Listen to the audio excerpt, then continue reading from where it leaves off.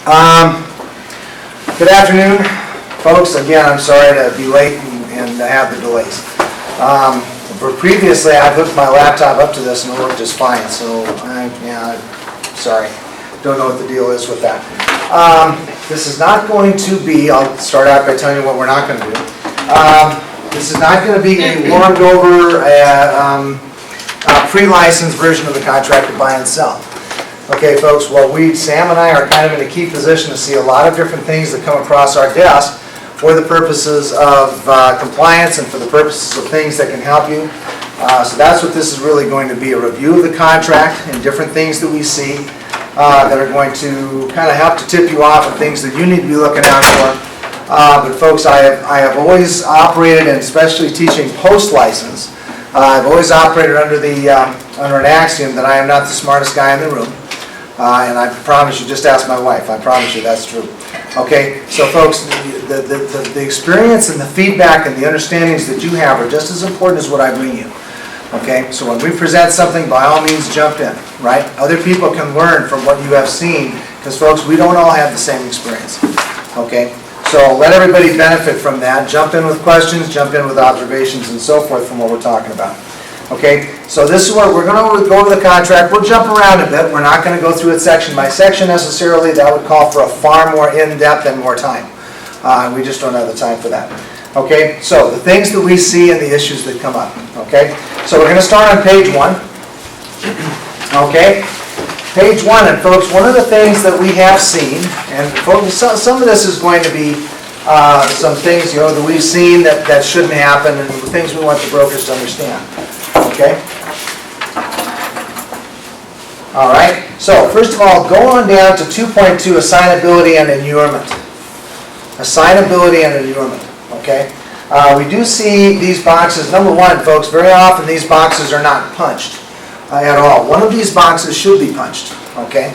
If you read that, it says, well, here, let me ask you a question before we get into that.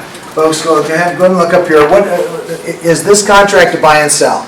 If you had a contract to buy and sell between a buyer and a seller, right? And the seller was to die. Say the seller is elderly, right? The seller passes away in the contract to closing process, right? Can that contract go on? Yes, it can, right? Folks, guess what? This is a bilateral contract. Bilateral contract means a promise for a promise. Two absolute, perfect, and complete promises that have to be carried out, right? Now, we don't run into this a lot, of course, okay, but we do have, this does happen from time to time. When the buyer passes away, it's a lot more problematic because the buyer's financing could be compromised. Depending on the timing of that, folks, the deal may not go through. But if the seller passes away, folks, almost always you need to let your buyer know. Talk to an attorney first, of course, right? Everybody agree?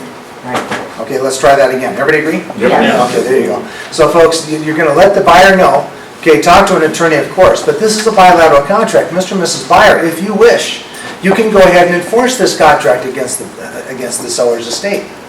Okay, you can enforce the contract yet. It's a bilateral deal, right? In other words, a promise for a promise, folks. Would you agree? The seller says, okay, the seller goes ahead and says, Mr. and Mrs. Buyer, you're going to buy my property, right? The buyer says, Mr. and Mrs. Seller, you will sell it. This is not some conditional thing where, at the end of the day, if we want to get out of it, we can get out of it. Okay, so those rights can be enforced, and you see that here in assignability and inurement. Okay, now, folks, you tell me. You're filling out the contract to buy and sell for a buyer. What would you punch in 2.2? Is or is not? Is not. Well, here, let me put it this way. If you're working for the buyer, what would you punch? Is. So they can assign. If you're the lister and you get this under offer that comes in, what will you counter with? As if I didn't just give that away, right? Folks, is not. This is not a threat to the buyer.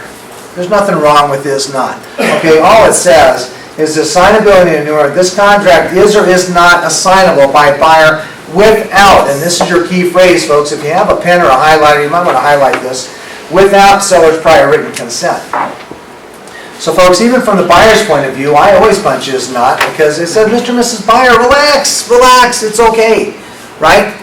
Okay, just because it says is not does not mean you can't assign this contract to somebody else, right? All it means is without the seller's prior written consent. And folks, if I were on the seller's side, I would never allow that. I would never allow the seller to enter in a contract where higgledy-piggledy, at the wish of the buyer, it could be assigned to anybody else that they wish, right? Without any warning, without any information, permission of the seller, that doesn't work for me, right? Okay, so understand the nature of that, and folks, always punch the box, right? Make sure one of those are done. Okay, then, seller, okay, go down to 2.3. Real quick, folks, this is a Frascona phrase, and I was not at Smedra when they said goodbye to Oliver Frascona, so forth. Some of you might have been there to see They did it. it already? Yeah, well, that was just their own thing. I think there's a memorial service, but I don't know when it might have been. It's October coming. 26th that October they're off. 26th, at his yeah. office. Okay, so folks, this is a phrase that Oliver came up with. Now, I'll be honest with you, folks, there were a great many things that I disagreed legally with Oliver Frascona about, okay? But this was one of those things that I really thought was an excellent idea, okay? And the seller, right? Now, the days of, bank-owned being the predominant influence, okay, VA repo, HUDs, and that kind of thing, okay, especially with banks. Folks, the days of those have kind of faded a bit. Okay, we're kind of back to the market that is not so overwhelmed with short sales. Okay, but still we run into this from time to time. Okay, how do you identify the seller, Dave? I'm on the buyer side. Geez, what am I supposed to put in there, right? Folks, does anybody know how I feel about the letters TBD? I don't like it. I hate with a hot white passion of 1,000 suns the letters TBD. What is TBD? To be determined. To be determined. Folks, I hate that, right? In the listing contract, there is a rationale for using that, and I think it is legitimate. Contract to buy and sell, folks, almost never. Okay, I really should never see TBD in any of your contracts because, folks, it doesn't mean anything, right? The seller is not to be determined. The seller is an actual person or entity that has to be identified in the contract. But what if you don't know? This is a Frascona phrase, okay, folks? Frascona would say, reference seller's signature line in section 32, right? Reference seller's signature line in section 32. I like it. I think that works. Whoever signs for the seller in section 32 will then be identified, would you agree, as the seller, Yes. right? Folks, don't take that burden on yourself trying to identify the seller. What if you misidentify him, right? Okay, I'm sorry, and I know you, but Dave. Dave, right? Okay, folks, what if I intended to make a contract with Dave, but really I wrote Nate's name as the seller in the contract? Okay, folks, guess what? I don't have a contract with Dave anymore. I don't, right? You have to identify the seller properly, and if you don't, well, it could lead to problems, right?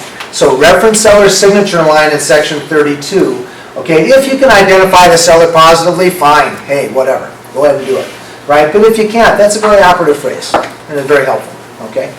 Any questions on that? Everybody okay? You can just go into Realist and get the seller, can't you? Yeah, you can, but if it's a bank owned, they're gonna say, oh, just put TBD. It's okay, right? Just put whatever's in the public record.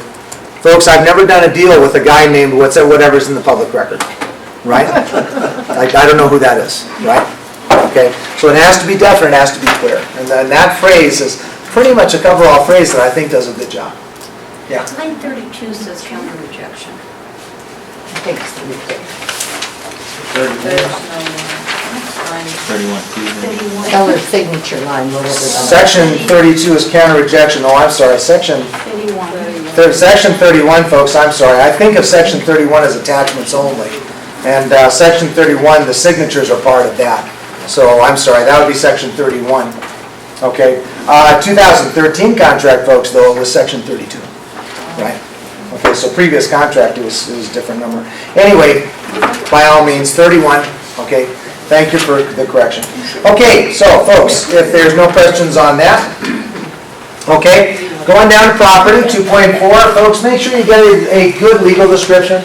Okay, there have been times when I've seen legal description, TBD. Right? If it's land and meets and bounds or just been, Whatever it is, right? Folks, there's no excuse for this, right? Okay, you don't know the seller's name, okay, fine, we can talk about that and come up with a solution. But legal description, really? Come on, you gotta have a legal description, right? It should never be TBD, okay, or blank, okay? So anyway, make sure you get a good legal description, good street address, right? Okay? So then, inclusions and exclusions, right? Folks, inclusions and exclusions, okay? If I had to take one note here, it would be specific, right? This is where brokers get into a lot of trouble for two reasons. Either they don't read the contract if they're on the lister side, right? Folks, they don't read the contract and there's something that's included there in the contract that they promised the seller would be excluded, but they missed it. They didn't put it in the counter and oh Lord, now it's included, right? Folks, who's gonna pay for that? Right? Anybody know Betty Armbrust? Folks, a lot of people still, she's been retired for a number of years now, okay, but a lot of people still know Betty Armbrust, and that's, I teach for her son Patrick over at Armbrust Real Estate Institute, okay? She said, I have a new middle name. He said, my middle, now remember folks, for those of you who don't know Betty Armbrust got her license in 1957, okay, same year as Conway Bowe. And she opened up her own school in the early 60s, and then she broke away from that school and opened another school of her own. She wrote the entire curriculum herself, okay? And she was and then she kept that school up until I started there in 1989, okay? And folks, a regular contributor to the Colorado Supreme Court who was trying to go ahead and decide matters pertaining to real estate, they very often would call Betty.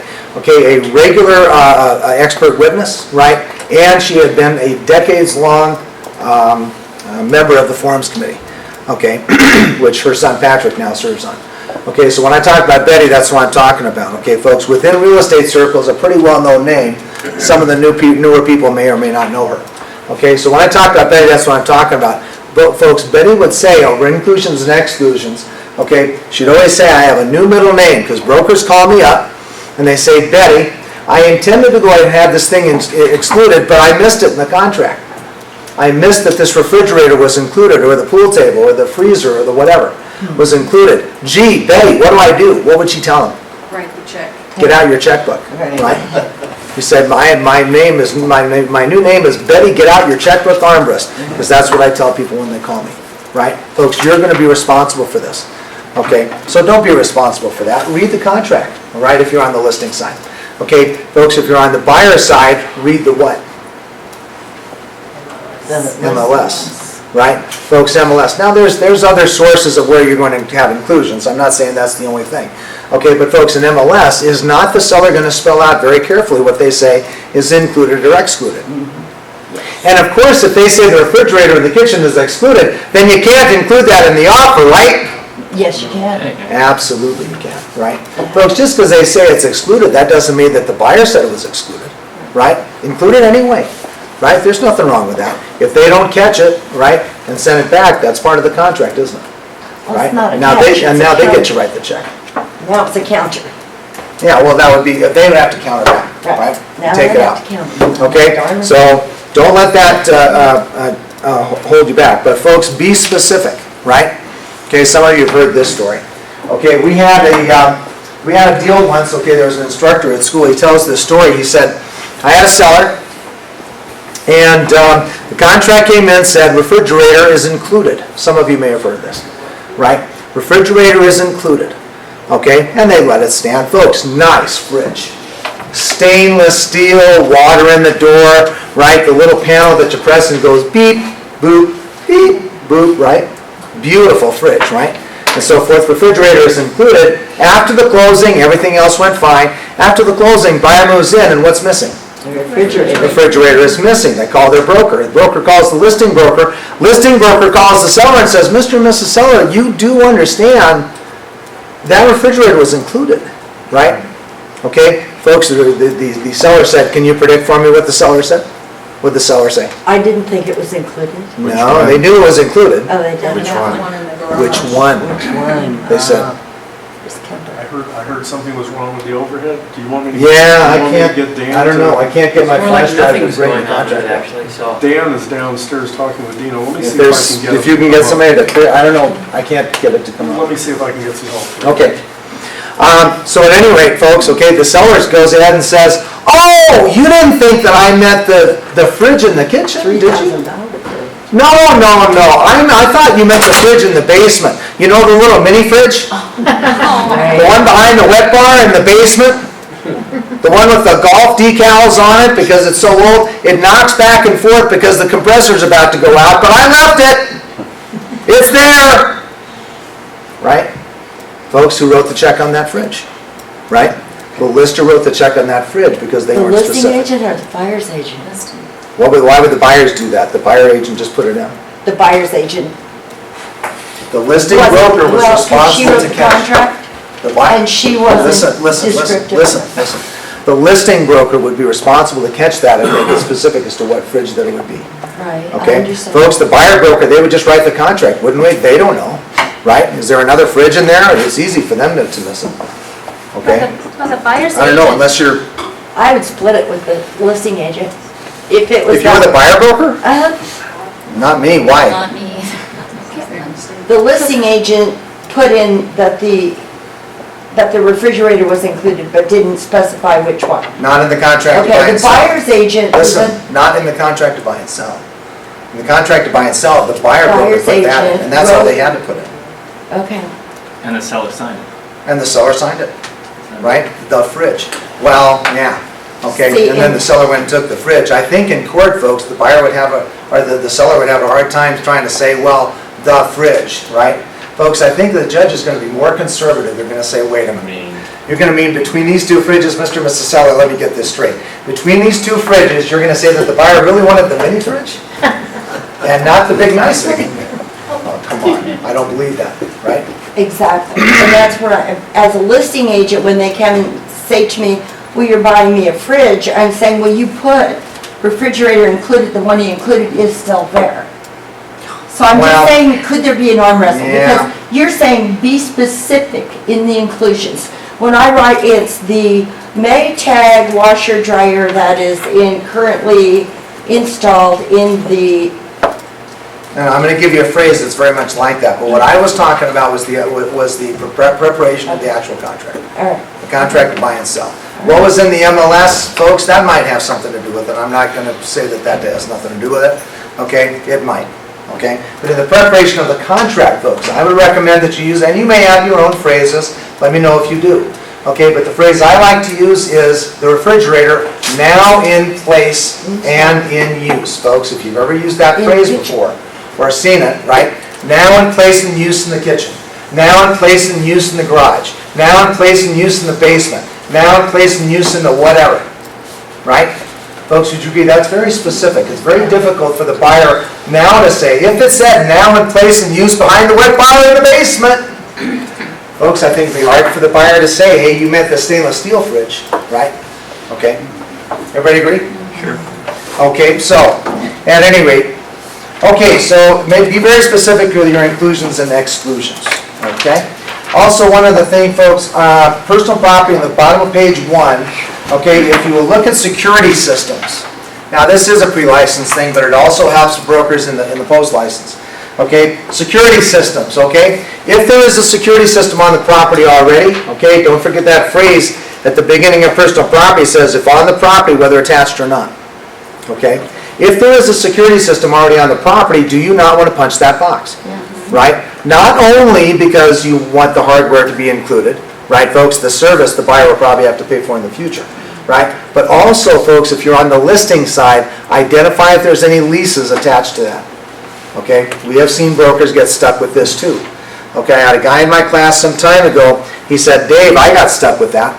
Okay, he said, I had a security system. Okay, my listing broker didn't think anything about it. Okay, didn't take any action on it. Okay, we sold the property. Contract said that the security system's included, but folks, nothing was done about the lease. Excuse me. Nothing was done about the lease. 8 months later, after closing, seller says, I get a bill.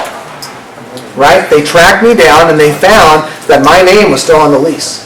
And they went ahead and billed me through the end of the lease. Folks, would you agree the security company said, hey, we had a contract. We had a deal with you, a lease with you for the security system service, right? Okay? And as far as nobody told us to change it to the buyer, nobody told us it was discharged, nobody told us anything. He went after his broker, right? Okay? Folks, if a security system or anything on the property is leased, okay, you need to go ahead and catch that and make sure that the parties at least know what's happening with that lease. Okay? And the solar did, because I just did one on solar and made sure that it was leased, because I heard there was a lawsuit somewhere else where the agent thought that it was owned and big trouble. Beautiful. Folks, everybody hear that? Yeah, very important. Is there paperwork for that, or? Usually a lease is in writing, and usually there's paperwork, and folks, the lease will say if it can be, if it's transferable or not, right? But folks, one thing or another, everybody agree? No liens can survive the closing. No liens or leases can survive that closing. They've got to be assumed or they've got to be discharged, one way or another, right? That lease cannot just float out there, okay, unclaimed after closing, because they're probably going to come after the seller for that, and the seller's not going to be happy, okay? All right. Okay, folks, going on down to well rights and water rights. One of the things, and I'm just going to give this a very quick description, one of the things you're going to find in the commission update course, and I am going to be doing the commission update course on the 4th of October, okay, in this room. One of the things you're going to find is that they have changed a few things in the contract for 2015 in regard to water rights. They've made it more simple. I'm not sure if this is good or bad. I haven't seen all the modifications yet. Okay, they have taken out the tap fees, and folks, I gotta tell you, I don't know. Okay, you tell me what you think. They've taken out the tap fees from the contract. Okay. Why? Yeah, that's my question. I don't quite get that. Okay, all the instructor materials tell us is that they removed it. They don't really say why. Okay, so I'd have to get a further explanation. I can probably talk to Patrick for that. Okay, but taking out the tap fees, I think that that's critically important. Okay, to let them let the seller know and let the buyer know that if there's tap fees against the property, right, folks? You tell me what you think. What is the highest? What's the highest tap fees of any of the counties in Colorado? What do you think? Oh, geez. Just a guess. 20 grand. No, I mean, which county you think has the highest ones? Oh, Well, Eagle? You think Weld? Parker. Parker could, Douglas County, yeah, right? Douglas, that's what I was thinking. Or Parker, Douglas, Elbert, whatever it Douglas is, what I was thinking. right? Oh, Gilpin? Folks, I don't know exactly, right? Okay, but if you're dealing with a new build and there's tap fees that have to be dealt with still, yeah, I think parties should probably know that. Okay, especially the buyer that may be stuck with that. Okay, so anyway, I'm just saying. Okay, then, folks, dates and deadlines. I have to mention a couple things here, very quickly. Dates and deadlines. One of the things we see come across our desk, and these are relatively minor things, but they bear mentioning. Okay, when we come to, and I got to tell you a good one on title. Okay, but folks, when we come to appraisal, okay, when we come to appraisal, please know that that is for conventional loan only. That is not for FHA. It's not for VA. A lot of you, I'm certain, have gotten my note. Okay, and folks, by the way, just for those of you that don't know, this is a cut and paste note. Okay, these notes are not intended for any one broker. They are given to everybody the same way, right? And my notes are intended to do two things. They're intended to let you know what the issue is and why we need something done. Okay, what it is we need to be done and why we need it. Okay, in this particular case, we see it's dropping a lot. Okay, and I got to tell you, I really commend the brokers for being, professionals and working with the staff and so forth. Okay, but for appraisal, folks, we still see this from time to time, where it's an FHA loan or a VA loan, and they got their appraisal deadlines in there, right? Now, folks, I know you've heard probably some other instructors have said, yeah, do that anyway, it's okay. Folks, I got problems with that, right? Putting in an FHA, in other words, look right underneath the note, or right under the dates and deadlines table. Okay, folks, look under the dates and deadlines table. You see there where it says note, if FHA or VA loan boxes are checked, okay, appraisal deadline does not apply to FHA insured or VA guarantee loans. See, everybody see that? I love it. This is the note that I'm trying to reinforce, right? The contract has said, the commission has said, conventional loans only, right? So when you put that date in there, this is the danger. Most brokers say, Dave, good grief, just stop. This isn't a big deal. So I put the dates in there and it's FHA and VA. What? Okay? Well, folks, this is what's happened with me 3 times. I've had sellers trying to enforce that deadline. And that's a problem, right? Folks, I've had it 3 times, right? Now, as far as I know, nothing ever came of it. Okay, but the sellers went ahead and said, in other words, folks, would you agree? Here you have an appraisal deadline that you put in there, FHA and VA loan, right? FHA and VA loans do not entertain this deadline. It's only for conventional loans. Well, folks, that's what the seller sees. Seller just sees the deadline, right? So, folks, would you agree, FHA and VA appraisals, they don't happen within a deadline, they just happen. Whenever the VA and FHA appraiser gets out there, they get out there. And they produce their report, they produce their report. There are no deadlines, right? Okay, so when they get their report in, seller sees that and says, oh, I'm sorry, Mr. and Mrs. Buyer. You missed the deadline. I will enforce the deadline against you. I know it didn't appraise, but this is the last deadline that you had to object to, and it didn't appraise. Okay, you close or I'll keep your earnest money. Buyer says, no, Mr. and Mrs. Seller, you don't understand. Okay, I put the deadlines in there, or my broker did. We put the deadlines in there, but they're of no effect. Then the seller says, well, why did you put them in the first place then? I will enforce the deadlines against you. No, they don't count. Okay, don't they? Why did you put it in then? Folks, it's a great big mess. Okay, and I'm good for probably about 2 hours on the phone with the seller for that. Trying to let them know these deadlines do not apply. And I know what they're going to say. They're going to say, well, then why the hell did they put them in there in the first place? Right? Folks, don't put it in. If it's an FHA or VA deal, an FHA or VA appraisal, right, those deadlines do not apply, right? So my advice is leave them out. If you change to conventional and you need to renegotiate for appraisal deadlines, okay, you can do that, but folks, you would have to do that anyway. Even if you had the deadlines in there, you'd still have to push back the dates, right? Leave the dates out if it's FHA and VA. Everybody agree? Okay? So are you leaving it blank or NA? NA.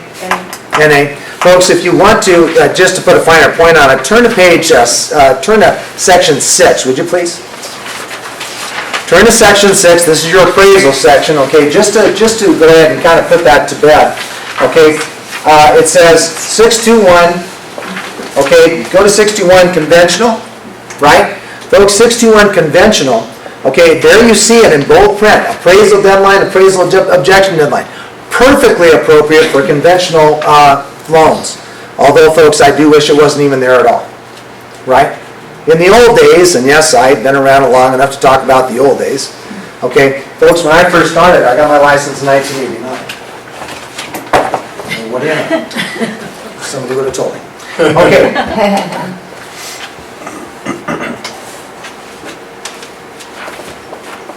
I got my license in 1989, folks.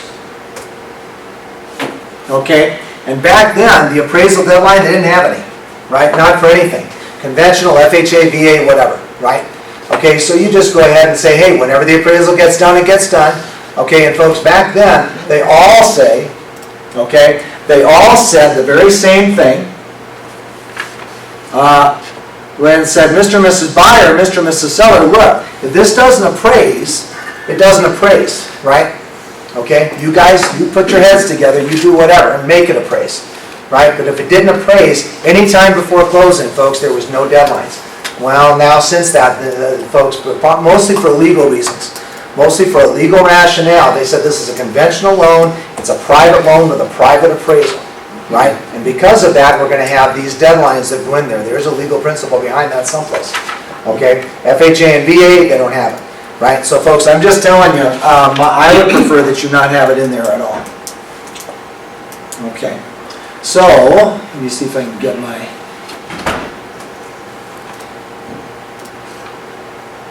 Hold on just a moment. Oh, come on.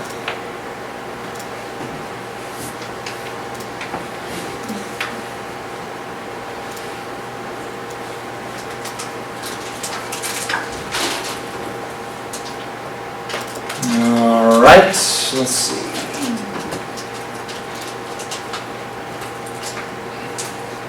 Here it is.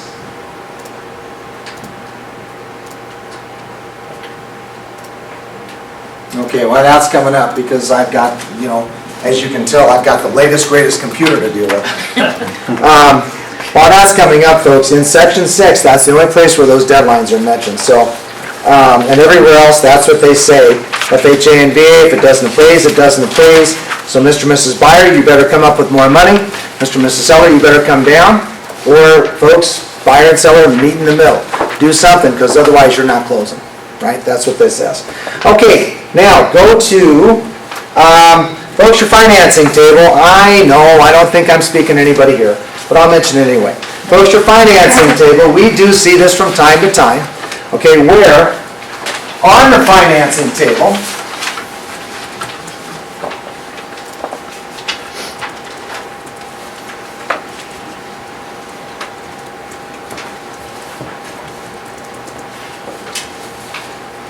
It's thinking, yeah, too much. Grief, I don't even think about this that much. Okay, here we go finally. Sorry about the delay.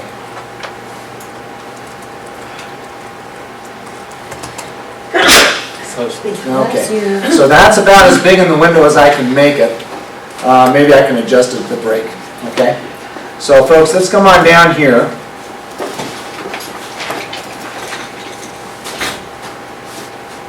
and you forgot to mention, including remote controls. Well, that is one thing we can probably mention, folks, very quickly. Okay, remote controls, right? What do you put in there? Two? Any and all. Any and all?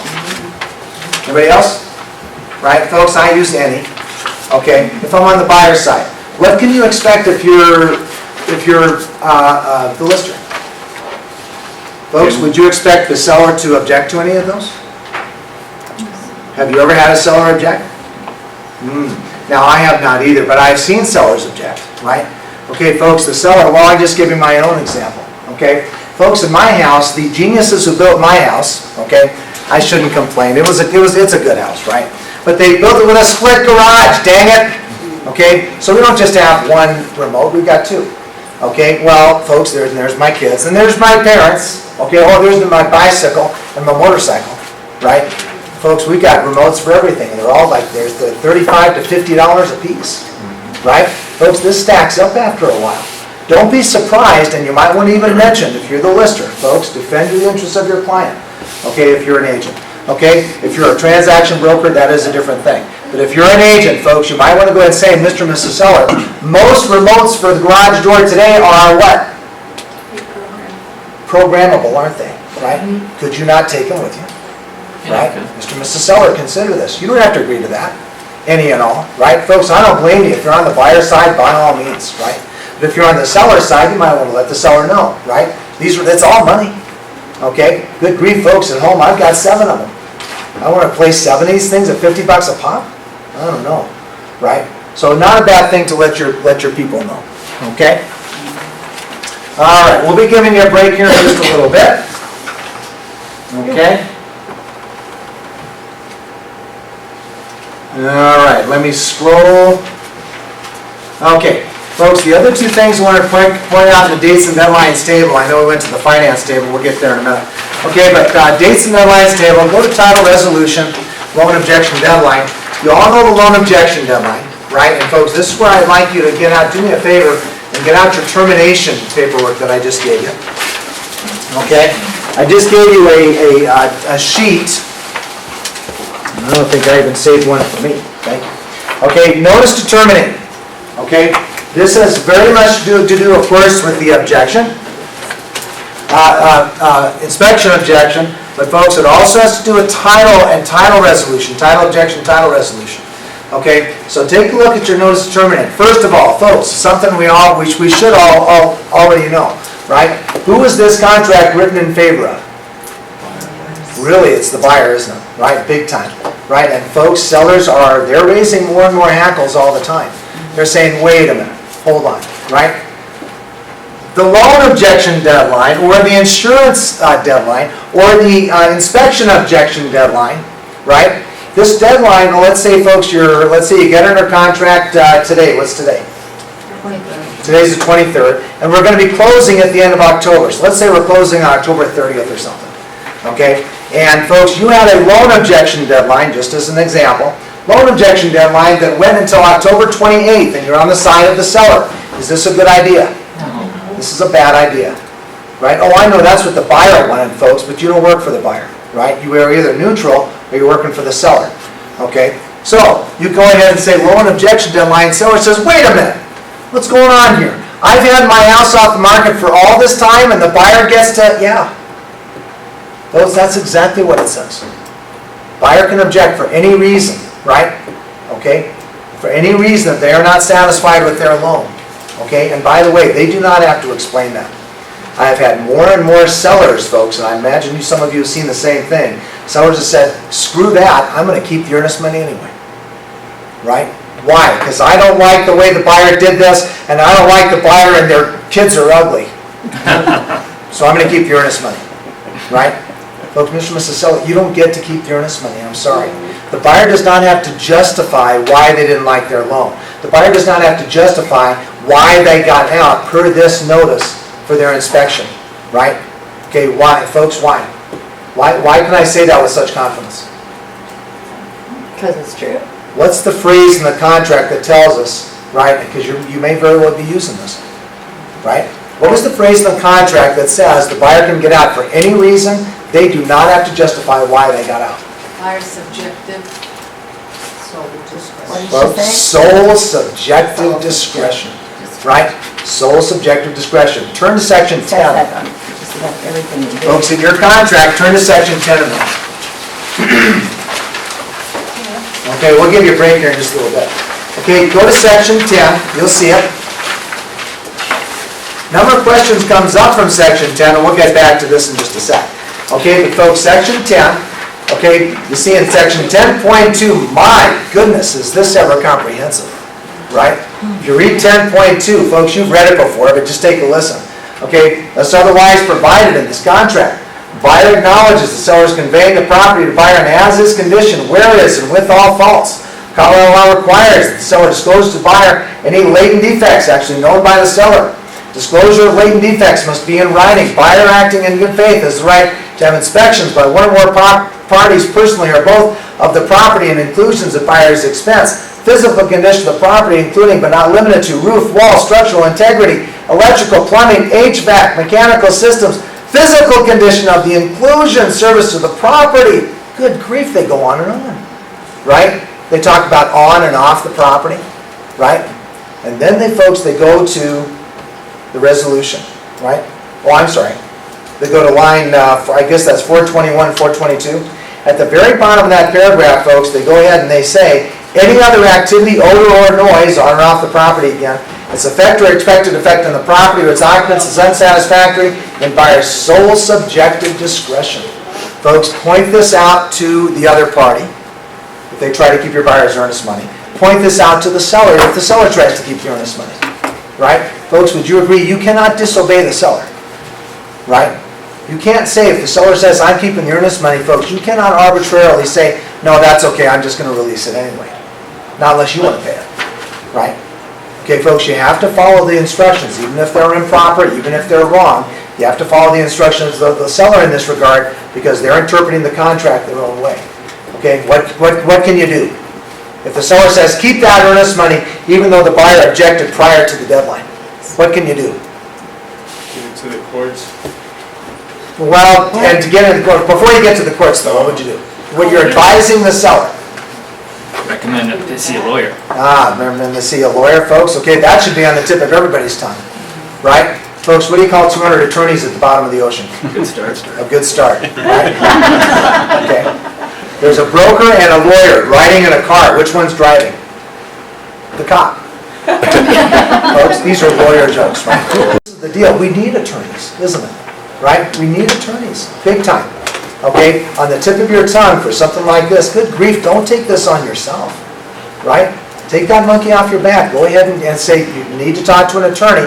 But, Mr. and Mrs. Seller, right? In my humble opinion, you got a problem. Right? Folks, in other words, the message to the seller in a situation like that has to be, you can have bad or you can have worse. Mr. and Mrs. Seller. The bad part is you sign the release because the buyer clearly objected prior to the deadline. Right? Sellers try to bring up good faith all the time. Folks, would you agree that's nonsense? Right? Good faith. Give me a break. Folks, do you know how hard it is to bring a good faith claim? Right? It's virtually impossible, okay? There was one case where and I received it. I received the email, right? It was from the other side, and I'm not going to tell you what brokerage it was. Okay, but the other side, okay, the seller was in cahoots with the lister to keep the buyer's earnest money, and that lister went ahead and responded with an entire email string back to our broker. and that broker had proof positive, would you agree, right, that the seller was acting in bad faith? Okay, fine, then you can bring up a good faith claim, folks, it was right there in writing. Okay, we had it, they shared it with me, and I was like, oh my goodness, right? Folks, we showed that to the seller, okay, the next day it was released. Okay, the earnest money, okay? So, folks, good faith claims, that's very difficult to bring, okay? So advise your seller of that, right? And so, Mr. and Mrs. Seller, you can have bad or you can have worse. The bad part is, and this is the message that has to get through to the seller, the bad part is, right, you sign the earnest money release, move on to the next buyer. In this market, Mr. and Mrs. Seller, there's no reason not to. I know it's frustrating, but that's the deal, right? The buyer objected properly, right? The worst part is, you don't sign the earnest money release, right?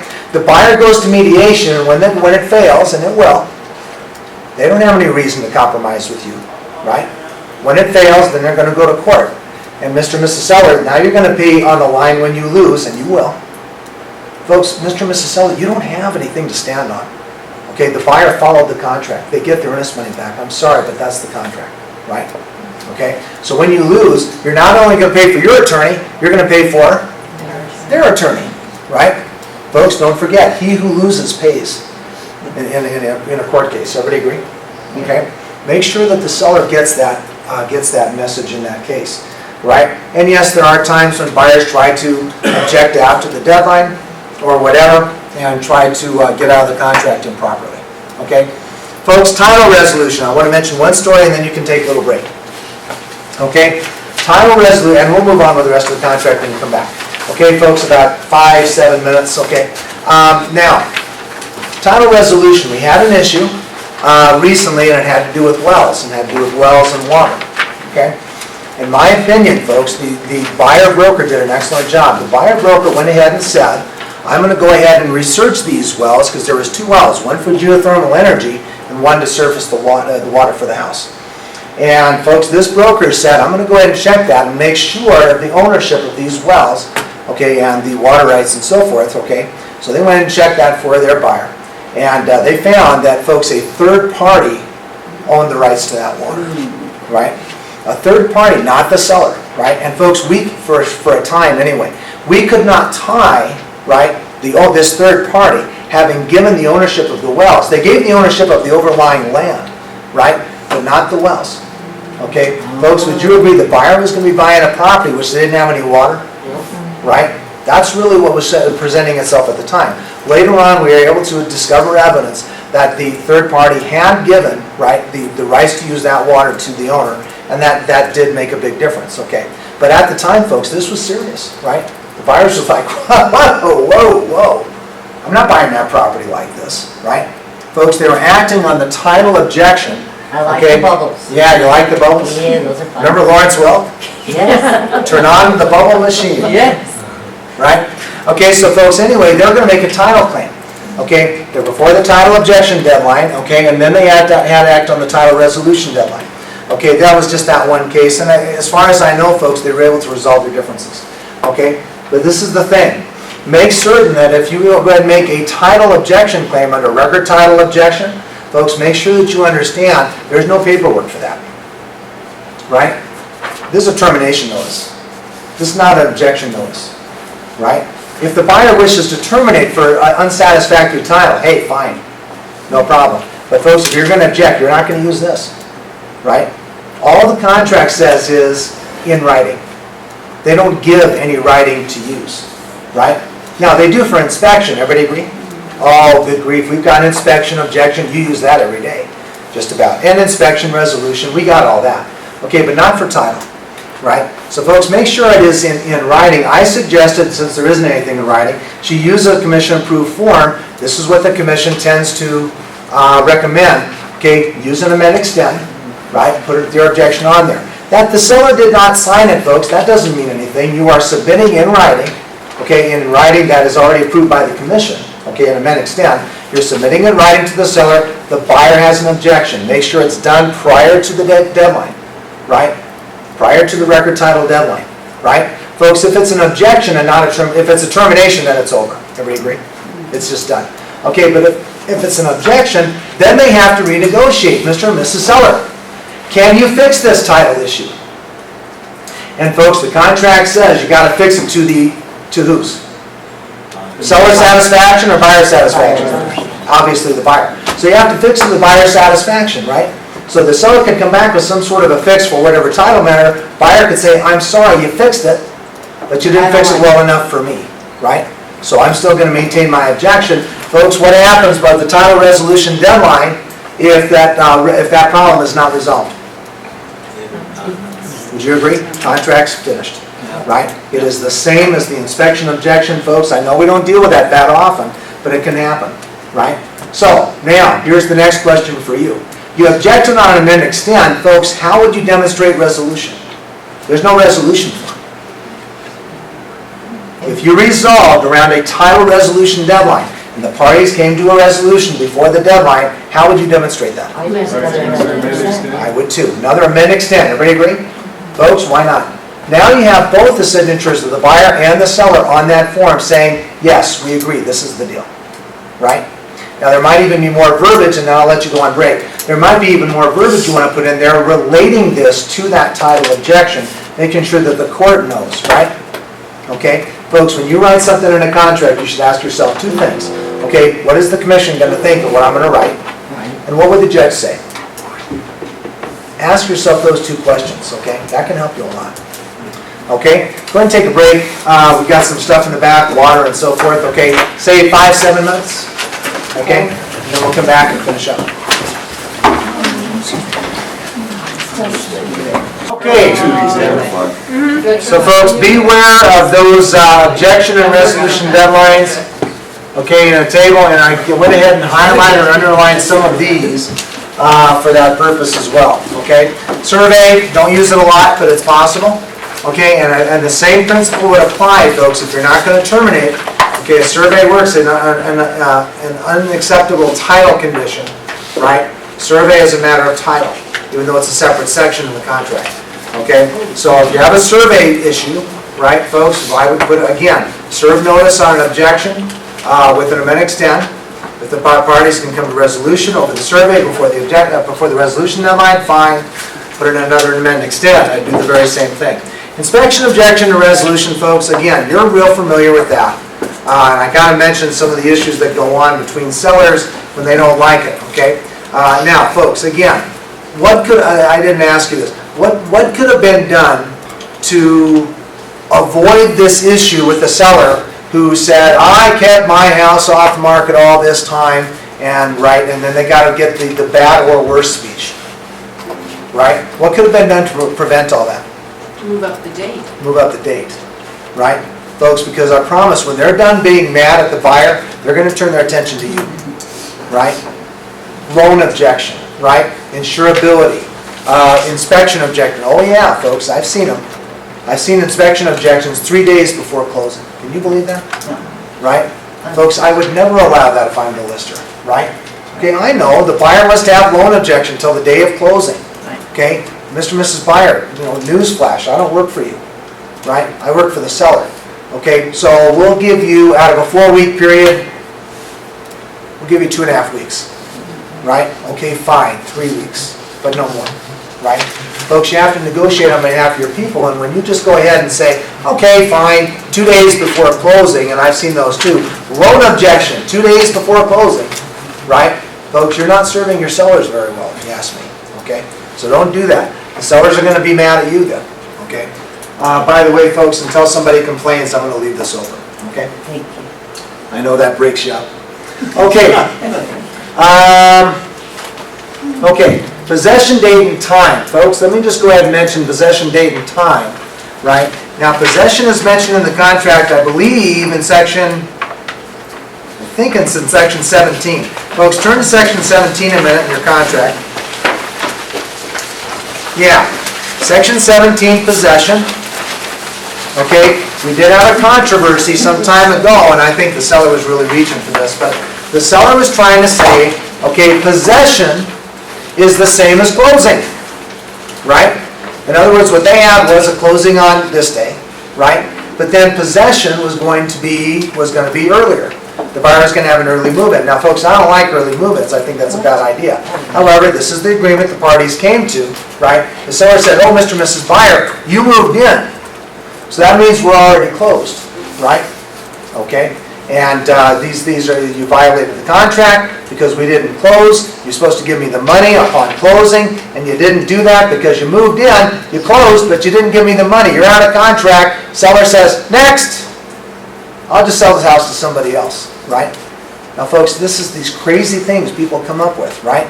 Please know, possession and closing, of course, are very different, right? And the biggest thing that I would mention about possession, and you see it there, where it says, possession of the property will be delivered to the buyer. Folks, that's the key phrase, isn't it? Delivered to the buyer. It does not reference closing, okay? Possession and closing, of course, can be different, okay? Shall be delivered to the buyer on possession date and possession time, subject to leases. Folks, I just asked you a question, and I asked this seller that, okay, when he called complaining about the brokers, because the broker talked to him until she was blue in the face. She couldn't do anything more with him. He finally called me and complained, and I said, Mr. and Mrs. Seller, right, let's figure this out, okay? If there's no difference, why do we have it? Folks, that's what I heard on the other side of the phone, right? Why do we have a possession date and time if it's the same as closing, right? Why do we have closing if it's the same as the possession, right? Weird things people come up with. Okay, so folks, it goes on to say there, possession date, possession time, until possession is delivered. Buyer represents the buyer occupy the property as buyer's principal residence unless the following box is checked. This is the other thing I wanted to mention to you in section 17. Folks, that is required to be punched. Okay, I'm sorry, to be completed, I should say, right? It says, unless the following box is checked, buyer does not represent the buyer will occupy his property as their principal residence. And folks, right next to this, if you would write there, please, CFPA. CFPA. What is the CFPA? Okay, Colorado Foreclosure Protection Act. Folks, would you agree? If you have an investor that's going to buy a property, right, and if that property is in foreclosure or in default, and you don't know, folks, lots of times you don't know, right? You're working with an investor. Okay, this box has to be punched in that case. Okay, what I meant to say before is this area has to be completed. You don't punch the box every time, of course. Okay, because the buyer's going to live there, folks, okay, if it's going to be their primary residence, okay, the CFPA does not apply. This is only for investors, only for properties in which the seller's primary residence and where it is 30 days delinquent or in default. Then the CFPA will kick in, the Colorado Foreclosure Protection Act will kick in. Okay, folks, the buyer has to disclose there that they're an investor. And that's how they do that. Okay, everybody good? All right, so let's go back to the financing table. Okay, folks, here was the thing in the financing table. Now that I've got my computer and keyboard, let's see if my keyboard actually works. All right, folks, let me introduce you to a couple of things that I've seen. Okay, and folks, again, this is not an indictment of anybody here, but it's something to keep a lookout for. Well, folks, try this on for size. Maybe you're not the one that did it, but maybe you're the lister and you received this, right? Things for you to keep an eye out for. Okay, it may not be your contract, folks, but it's still your deal, right? So look out for these things. Let's see if this will actually work. Okay, so folks, this is what I've seen. Let's say for those of you that can see this. Okay, here we have here we go, it's actually working. 359.9, right? Okay, folks, would you agree the left-hand column is going to be what the buyer will pay? Everybody agree? And then, right? Now you can see it auto-populate, okay, because this PDF is programmed to do that from the commission. I just got this off the commission website. Okay, then it goes over to how you're going to pay for it. So let's say, folks, I don't know, let's say $7,000 earnest money. Okay. And so far, would you agree that that's auto-populated? Mm-hmm. Right? Folks, this is what I see all the time. Right? I see, because I'm reviewing your contracts, I see something like this all the time. Okay? Yeah, there's the $7,000, and that's it. Right? Folks, I expect you, if you get this as a lister, I expect you to correct this in a counter. Right? And if you don't, then I'm going to be after you. Right? Folks, it's nothing personal. but these contracts have to be done right. Can you imagine if that got through to closing and the commission saw that? Right? Okay, folks, the hammer blow of discipline will probably fall on the buyer the most, the buyer broker the most. But then they're gonna turn their gaze to you. They're gonna say, why didn't you catch this, right? That's not right. That's not proper, right? Okay? So this is one of the things that I see, or something like this. Let's say, oh, folks, I don't know, let's say that they're getting a loan of $300,000, if I got that right, okay? And folks, I'll see this too. The cash at closing is missing, okay? Folks, believe me, I get it. We're busy, we're moving on to the next thing, and we rushed through the contract and we didn't do it right, okay? How much wise do you think that's gonna cut with the commission? A commission auditor is gonna say, look, I'm sorry, I don't care, right? If you were too busy to do what you're supposed to do, then get out of the business, okay? And folks, by the way, I've heard a commission auditor say that to a broker, okay? They said it in an email, but they said it, okay? So anyway, make sure that this is complete, okay? All right, let's scroll on down to return of earnest money. Now, I kind of mentioned this already, folks, but this is where it's actually covered.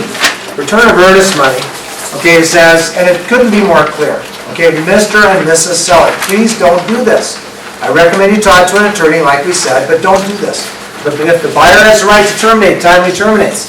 Buyer is entitled to return of earnest money is provided in the contract. Contract is terminated as set forth in 25. And except in 24, earnest money has not already been returned following student notice to terminate. Seller agrees to execute and return to the buyer, or broker working with the buyer with mutual instructions, that is to say, earnest money release within 3 days.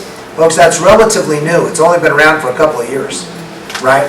3 days, Mr. and Mrs. Seller, unless you're going to declare a dispute, you have to return the earnest money, right? Sign the release, okay?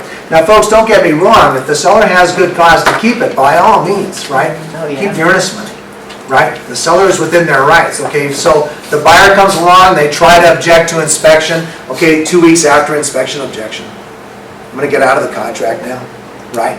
No, Mr. and Mrs. Buyer, you missed your chance, right? By all means, keep the earnest money if that's what the buyer's trying to do. Okay. Let's go down. All right, let's see. Okay, seller private financing, folks. This is a big change, and I know a lot of us probably have not worked with this, folks. I've done one seller financing deal, and that was mostly done by an attorney and a lender.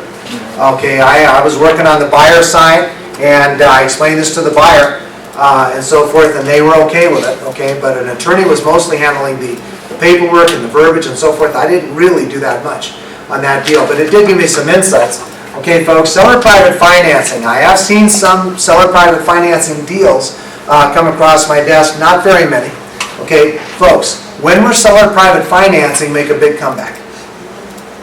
It's not that much in the market now, but when would it be? When interest rates go up. Right, folks, would you agree?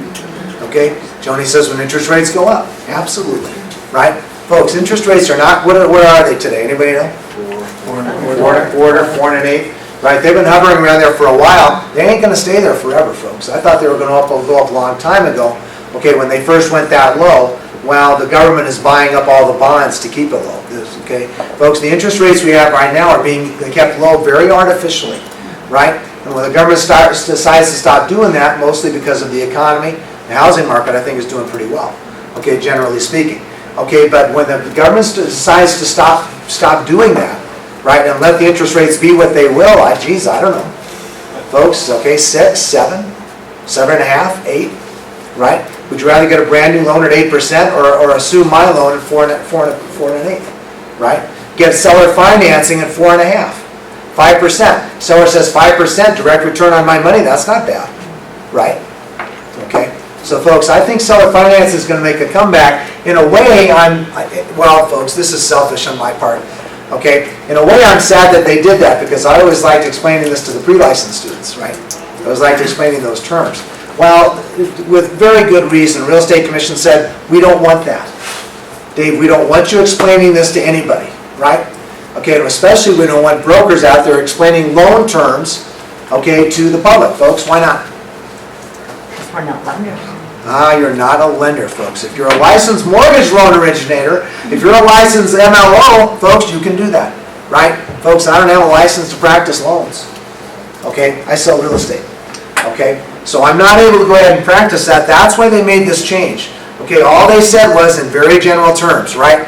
Okay, if you folks, buyer, seller, you're gonna do seller financing, okay, fine, right? The documents will be delivered by a certain date, right? Mr. and Mrs. Buyer, you can terminate. Mr. and Mrs. Seller, you can terminate. That's it, right? Beyond that, they say, talk to an attorney, talk to an MLO, deal with it basically on your own, even though it's mentioned here in the contract. The specific terms are no longer there. They don't want you acting as mortgage loan originators, okay? Okay, so folks, please don't explain loan terms, even if you're right. Okay, folks, there's a lot of talent in this room, okay? But even if you know what those loan terms are, don't explain them to your buyers, okay? You don't want to be accused of acting as a mortgage loan originator. I know that's kind of a bummer, but, right? Okay, and stop me with any questions, okay? Folks, loan objection, here it is, right? I'm not going to spend much time on that. I think we all know about loan objection, okay? If the buyer wishes to object to anything in their loan, like we said, they can go ahead and object. They just have to do it prior to the date, okay? And don't be surprised, folks, just to show of hands, has anybody had a seller challenge their buyer because their buyer objected properly within the loan objection deadline, the seller just didn't like it? No. Hasn't had that happen? Yeah, it must be my position then. I get that all the time. That the seller, That the sellers just, they're just ticked. They're just angry. They just don't like it. Okay? All right, folks, one other thing on appraisal, before we move on, I know we mentioned appraisal. Okay, if you look at section 6, lender property requirements, okay? From time to time, sellers come to me through the Cherry Creek Properties broker, and they go ahead and say, how can I get out of this contract, right? Okay, I made a mistake, or I didn't like this deal, or whatever, or I was muddled in my thinking, or whatever. Excuse me, I agreed to the contract, but I don't like it, and I want to get out. Okay, folks, first of all, what's the short answer to that? What do you say to the seller who says, I'd like to get out now? Let's ask. Mumble, mumble, mumble, that's all I heard. What, folks? Go ahead and Ask tell me. why first, and then. Well, I can ask them why, but at the end of the day, folks, what's going to be the answer? It's a common plan. Mr. and Mrs. Seller, you're not going anywhere, right? You will close this deal, right? Folks, there are very specific circumstances where the seller can get out. Sometimes we miss it, but this is one of them, right? Now, it's qualified. It's not some sort of unqualified out. But folks, would you agree if a seller wants to get out of a contract, and we've seen this with an active market, you see this a lot more, okay? If the seller wants to get out, either they would have to get out under short sale, would you agree? Right? Right. Short sale, early termination, they can do that. Or a Colorado Foreclosure Protection Act. Folks, would you agree if they're only selling their property to escape foreclosure, the law allows them to cancel that contract? It does. Okay, that's not even, well, it is in the contract, but folks, first it was in the law, right? Okay, so if the seller's in foreclosure, they do have the possibility they can get out of the deal, right? Oh, seller financing? Everybody agree? Folks, seller financing allows the seller to terminate. We just saw it. Okay, seller says, Mr. and Mrs. Buyer, you are proposing seller financing terms that I disagree with. I terminate. As long as they terminate prior to the deadline, right? Okay, so there's that. And then, folks, there's this, okay? Let me go ahead and read it to you. This is 6.1. Okay, what if the lender requires things to be done on the property? And I know some of you have seen this, right? What if the lender requires things to be done on the property? Not because of the inspection, but because of the lender through the appraisal. Everybody agree?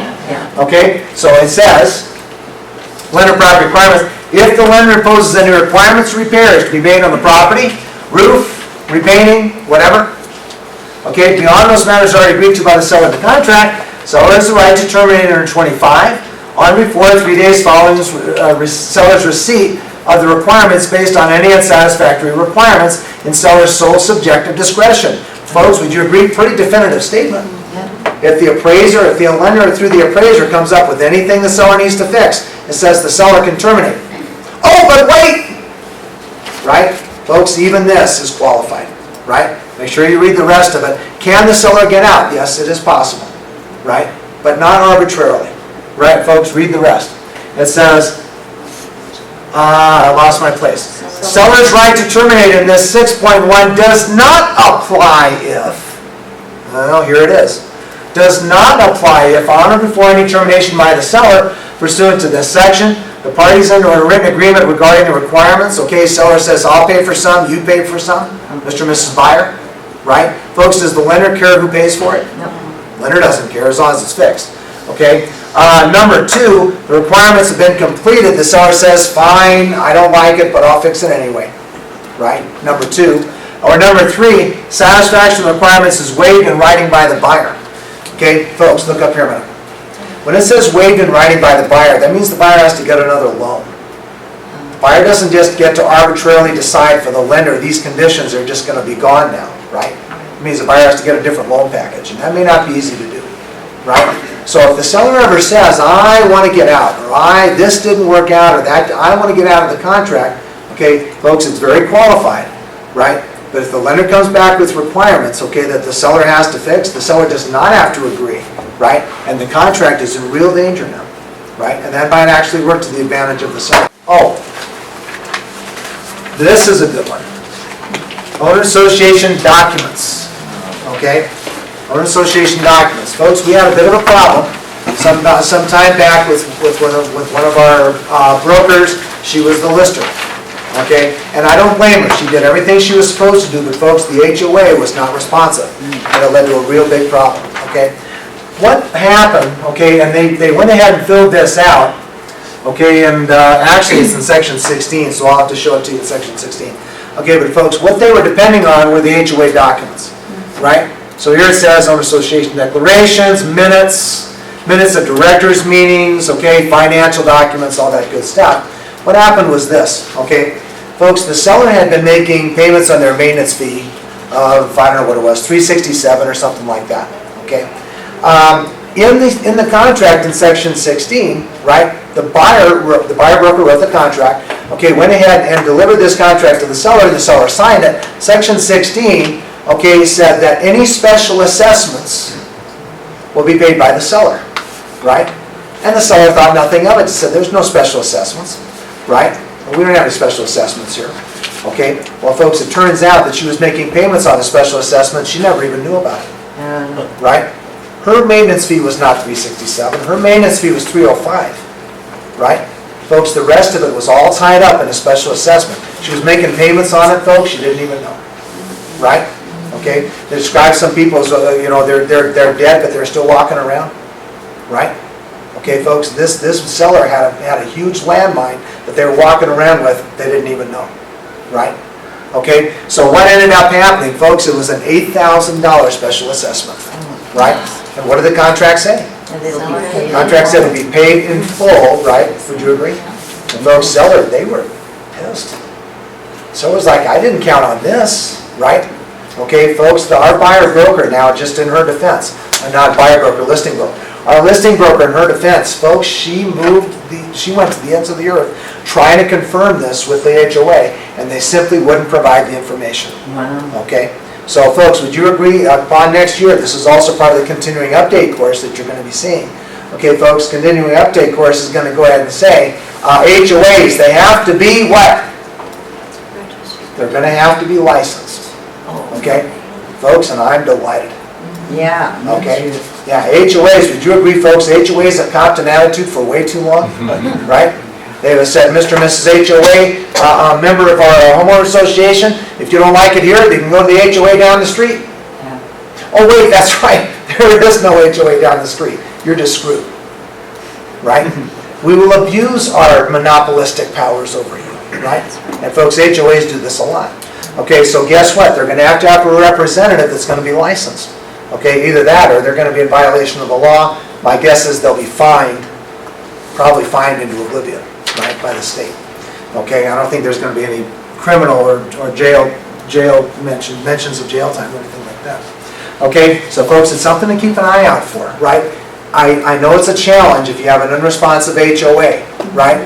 Folks, my admonition to you is make sure that you can demonstrate you did everything possible to discover this and that you advise the seller it may exist anyway. But the HOA is not letting us know. Okay. All right. Any questions on any of this? Everybody okay? All right. Okay, folks, let's come on down to Section 8, well, folks, I'm not gonna spend a lot of time on this. Okay, I imagine you know why we have this. Okay, 8.11 and 8.12, buyer and seller select title insurance company. It's relatively new. This is a relatively new modification of the contract. Again, it's only a couple years old. Well, really, I think it's just about a year old. Okay, a little more than a year.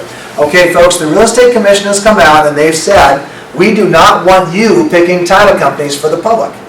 Okay? Listing broker says, what are you talking about? I don't pick the light title company for my sellers, okay? And the Real Estate Commission says, really? Let's try that out, right? When you came to your seller, Mr. and Mrs. Lister, the commission will say, okay, did you go ahead and offer to them, I will work with any title company you wish? And the lister says, yeah, right? Mr. and Mrs. Seller, I'll work with any title company you want to, folks. What does the seller say? Who do you recommend? Say, I don't know, who knows from title company? I'm an electrical engineer, right? I'm a construction worker. I'm a teacher, right? I'm an IT guy. I don't spend my time thinking about title companies. Mr. and Mrs. Lister, do you have anybody you like? Right? Well, folks, this is all the justification of the commission, and by the way, the CFPB. Okay, I don't want to throw too many acronyms at you, but CFPB, Consumer Finance Protection Bureau, folks, would you agree they are in charge of enforcing RESPA? Okay, and they could come after you if a complaint raised to the level, raised somebody's hackles enough that they bothered the right people, folks, they could actually come after you for this. Okay, what they're saying is you can't choose service providers for the public; they need to choose them. Okay, so folks, again, I'm going to bring up Betty again. Folks, Betty was about 25 years ahead of her time, right? Back when I was taking her classes, folks, she even said this. She said, don't give sellers one title company. Give them 3 or 4 or whatever, right? Okay, folks, title companies, lenders, inspectors, whatever. Betty has a letter, the lawyers, right? Betty has a letter, and I've released it to the company, but I'll be happy to send it to you if you email me, right? And she practices the rule of 4, and folks, the commission, right, 25 years later, okay, has gotten on board and said, we want you to practice this as well. Number 1, folks, would you agree that's your liability? Happened out with a broker out of the Springs. Okay, broker out of the Springs went ahead and gave her her buyer, her lender. She found nothing of it. She found, I've always given my lender out to different people. Lender screwed up. Oh Lord, folks, who's going to have them pointing fingers at them, right? The buyer said, this was your contact. You're the one that gave it to me, and the lender screwed up, cost me my earnest money. I'll just sue you, right? And folks, they came to halvesies on it because they found out that the buyer, there was things the buyer was not doing that they were supposed to do, but at the same time, right, folks, the lender screwed up in the end. Okay, so they went halvesies on the earnest money. The buyer ate some of it, and the broker paid for half. And it wasn't much; it was like $1,500. But folks, that's real money to me. Okay, so at any rate. Okay, so folks, the same principle applies here. Don't give one title company or one lender, give 3 or 4. Okay, and also, folks, accompany with this statement, very important. Mr. and Mrs. Buyer, Mr. and Mrs. Seller, you are not required to use these 4. Okay, you can use anybody you wish. But folks, the commission and the Consumer Finance Protection Bureau, they want the public to be in charge of this, not you. Right? Okay? So that's where I kind of bring that up. So Dave, would you then say, because then you have to investigate, or you should investigate as far as fees and whatever else, it's all up to you. Well, Because, I mean- what Patrick says over at Armbrust is that you accompany these 4 with a statement. And the statement says, of course, you're not required to use these 4, Mr. and Mrs. Buyer or Seller, right? But these are people which have done satisfactory business for us in the past. We are not recommending any of them. We're just saying they have done satisfactory business with us in the past, right? We find that, and folks, who knows? If that could be challenged, maybe it could, I don't know. But we find that to be a fairly innocuous phrase, okay, letting know why they're on our list in the first place. Including inspectors and...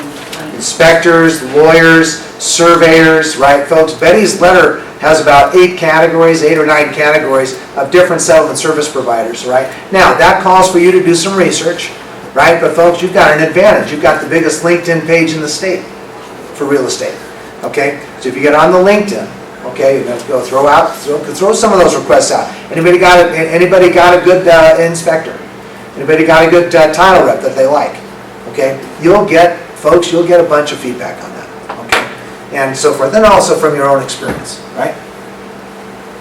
Okay, so, okay, we kind of talked about that.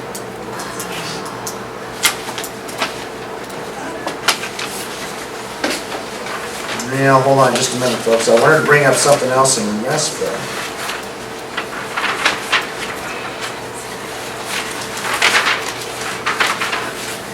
Oh, here it is.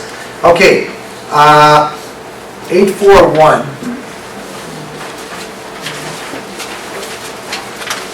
Well, that's not RESPA, but folks, there's something I want you to see. Okay, there is a phenomenon that does take place, and I want you just to pay attention to it. Okay, we're going to be done here in a little bit. There's a few more things I want to hit with you. Okay, one of the things, though, that you might hit here was, let's see. Now, let me just go ahead and read this section. Folks, title, objection, and resolution. Okay, now we've already covered the obvious portion of it. Okay, but there's something I want to key in. I think I can get it best from just reading this up. It says, the seller receives buyer's written notice objecting in any title manner before applicable deadline, and the buyer and seller have not agreed, written settlement thereof on or before title resolution deadline. This contract will terminate upon the expiration of title resolution deadline. We already know that. Okay, but then it goes on, unless seller receives buyer's written withdrawal or buyer's notice of title objection. Again, folks, I think you can use an amend extend for that purpose as well, because there's no official form for it. I wish there was. Okay, if either record title deadline or off record title are extended to the earlier closing or 10 days after receipt of the applicable documents by buyer, right? Title resolution deadline will be automatically extended to the earlier closing or 15 days after buyer's receipt of the applicable documents. Folks, this mentions two things, right? This gets into two different things. Okay, the contract does say, although it's another passage, the contract does say, number one, this is what I want to bring up. Okay, if your title documents change, right, you're working for the buyer, how could your title documents actually change? They fixed something that had to do with Could be, or they added something. Okay, let me do it this way. Folks, what are exceptions? What are exceptions to your title policy? Things for which you are not covered, would you agree? Folks, the schedule of exceptions is very important. The longer the schedule of exceptions of the buyer, the more they are not covered, would you agree? Right? Well, guess what? Title companies are always building in, well, not always, but there are lots of times they're building in new exceptions. Some court case happened to some title company somewhere. That title company got soaked for millions of dollars, right? Folks, do you think the title companies around here don't pay attention to that? They pay very close attention to that. They say, look, wait a minute. This happened to other title companies somewhere. We better build in an exception, right? Okay, folks, that partially goes to this passage. It's actually in another passage. But what it says is, okay, if there is another exception built in, right? If we go ahead and add an exception to your title policy, Mr. and Mrs. Buyer, oh, I know, it's after the objection deadline, right? You received your title work already, okay, and you had the chance to object and you didn't. But this change came after the objection deadline, okay? Folks, can anybody tell me, well, here, let me ask you this. Okay, folks, does the buyer have the right to object to that new exception? Go like this, right? Folks, would you agree? The buyer has the right to object to this new objection, and the contract gives them 10 days to do that. 10 days from when they receive the notice of that. Oh, Okay? okay. Now, this is talking about a little bit something different. Okay, folks, here it says, if either the record title deadline or record title deadline or both are extended to the earlier of closing or 10 days after receipt of the applicable documents by buyer, title resolution deadline will automatically be extended to the earlier of closing or 15 days after buyer's receipt. Okay, so folks, that has very much to do with a new exception being built in and the buyer wishing to object. Okay, the contract is going to be flexible enough to allow the buyer to do that, either for the 15 days, right, or 15 days for the extension. Okay, 10 days for the buyer to object, or closing, whichever is first. Okay, whichever comes first. All right. Okay. Survey, folks, okay, I'll just ask you, has anybody had any issues with survey? Yeah, not a whole lot. Okay, one of my students came to me today and she said, Dave, my next door neighbor built their fence, because they wanted to put up a brand new fence, and they built it 1 foot on my property, right? She said, do you know any good surveyors? And I said, well, I'll get on my LinkedIn site and see if I can find one for you, right? She said, I want to prove it first, and then I want to sue the seller to take the fence down. Okay? Yeah. So folks, surveys, they're meant to go ahead and bring that up before your buyers get into that, right? She was too late for her, she was already in it.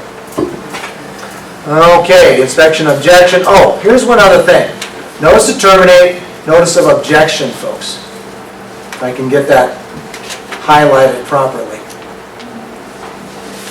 Well, you can see it.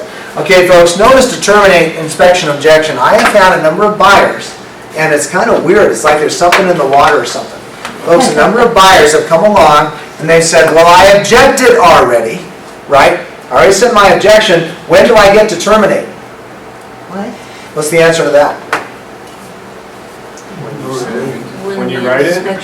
Don't get to do that We missed anymore, that. not for the inspection, right? Mr. and Mrs. Buyer, if you wanted to terminate, you needed to terminate, right? Okay, folks, right here. Mr. and Mrs. Buyer, okay, be informed. Listen to your broker, right? Did you not listen when we explained the contract to you, right? Once you have objected, that's it. As far as now, can you object and terminate for some other deadline? Yeah, right? But not this one. You chose to object instead. Folks, when you're objecting, that is communication with the seller, right? Okay, the buyer is communicating with the seller saying, I don't want to terminate, I want to go on with the deal, right? Everybody agree? So after they object, then they say, well, now when do I get to terminate, right? Okay, now folks, I can't answer that, but I can tell the buyer you don't get to terminate. I can tell them when the deal fails. Okay, the deal fails when The seller doesn't meet the objection. there's no resolution by the resolution deadline. Everybody agree? Right? Then the contract will fail. But that's not buyer termination. That's contract failing. Right? Okay? All right. Okay, let's go ahead and look then. Due diligence documents, folks, very quickly. Due diligence documents does allow for the buyer to terminate. Okay? By the way, what's an example of due diligence documents? Leases, permits, would you agree, folks? Warranties. Warranties, instruction manuals, right? Used to be very informal, right? Used to be a very informal process.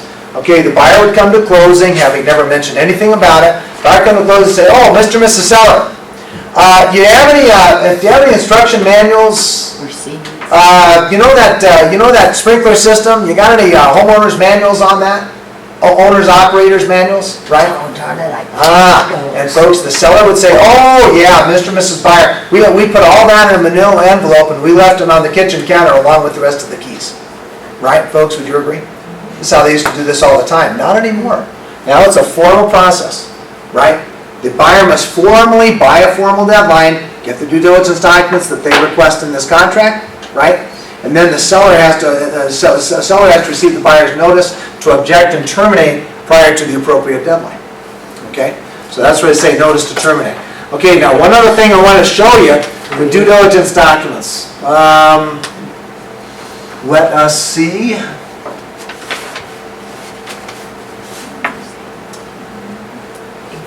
That's insurability.